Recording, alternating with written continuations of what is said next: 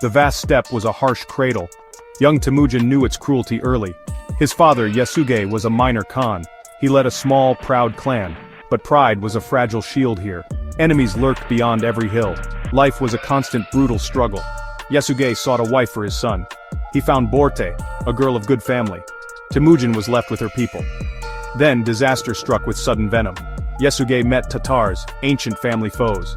They offered him food, a fatal courtesy. The food was poisoned, a coward's blade. Yasuge died far from his kin. News reached his young son, Temujin. A boy of 9 faced a man's grief. Betrayal followed swiftly, like a shadow. Yasuge's clan, the Taichiud, met. They would not follow a child. They abandoned Temujin's family. Holun, Temujin's mother, was a woman of iron will. She taught them to fish, to hunt small game. Temujin learned survival in this bitter school. He learned to watch, to wait, to endure. Poverty and hunger were his companions. Temujin, with his brother Kasar, killed his half-brother Bektar. This was the law of the wild. The Taichiud feared Yasuge's surviving son. They hunted Temujin down. He hid in the forests and rivers. Eventually they found him. He was captured, a young man bound. His spirit, however, remained untamed. He was made a slave, a terrible fate. The Taichiud chief Targutai mocked him. Temujin wore the kang, a heavy wooden collar. He endured beatings and starvation. But in his heart a fire burned. He watched for any chance to reclaim his freedom. One night during a Taichiud feast they were drunk and careless. Temujin saw his opportunity. He struck his distracted guard.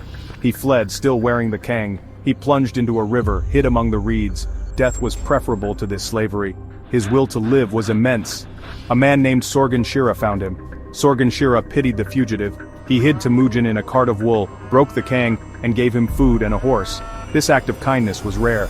Temujin never forgot it. He escaped into the wilderness, free but utterly alone. Years passed, filled with hardship. Temujin slowly gathered followers. He remembered his betrothed, Borte. He sought her out once more. Her family welcomed him kindly.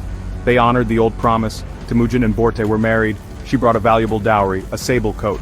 This coat would prove significant. Their newfound peace was short-lived. The Merkits, old enemies, attacked. They sought revenge for an old grievance.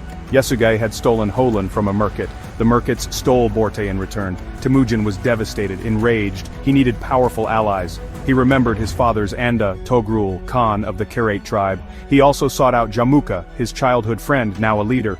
Temujin offered Togrul the sable coat. Togrul accepted the gift and agreed to help.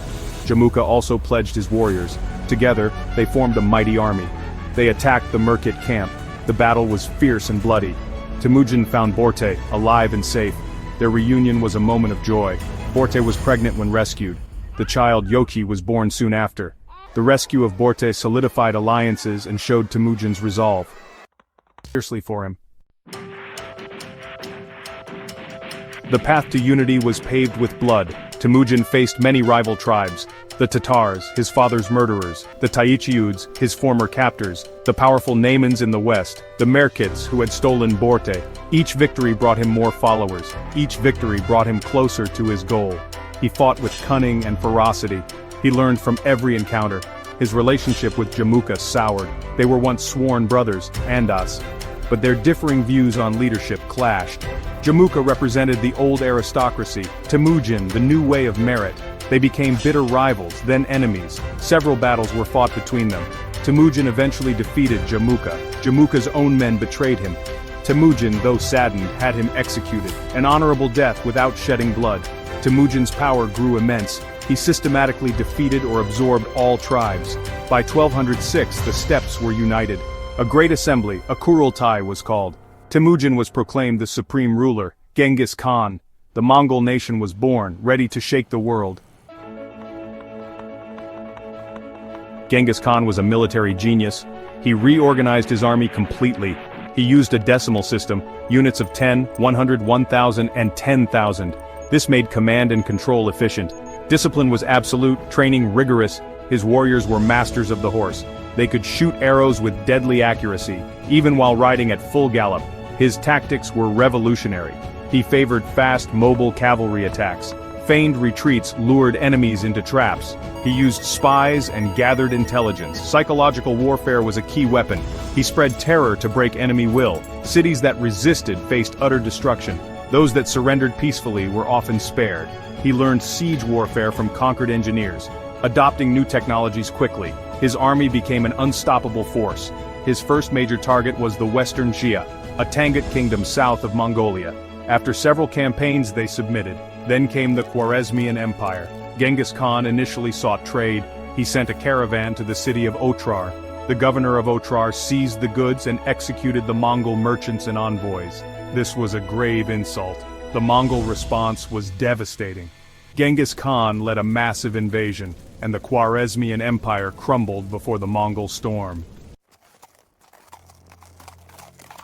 Genghis Khan's thirst for conquest was unquenched. He returned to deal with the Western Xia. They had refused to aid his Khwarezmian campaign. During this final campaign he fell ill, some say from a hunting accident, others say from sickness or an old wound. In the summer of 1227 he died. The great conqueror was no more. His exact burial site remains a secret. He wished it to be so, to prevent his grave from being desecrated. His followers mourned their leader. Before his death he chose his successor, not his eldest son Yochi of questioned birth, nor his fierce son Chagatai, but his third son, the diplomatic Ogadai. Genghis Khan knew Ogadai had the skills to hold the vast empire together. His final commands were for unity. He urged his sons to work as one, to continue the expansion he had begun. The Mongol war machine did not stop. His death was kept secret initially, until the Western Xia campaign was complete. His sons and grandsons obeyed his will. Ogadai Khan launched new conquests. They pushed into Russia, into Europe. They conquered Persia and much of China. The Mongol Empire became the largest contiguous land empire in history. It brought destruction, but also connection. The Pax Mongolica, Mongol peace, emerged. Genghis Khan's legacy is complex, a slave boy who became a world conqueror.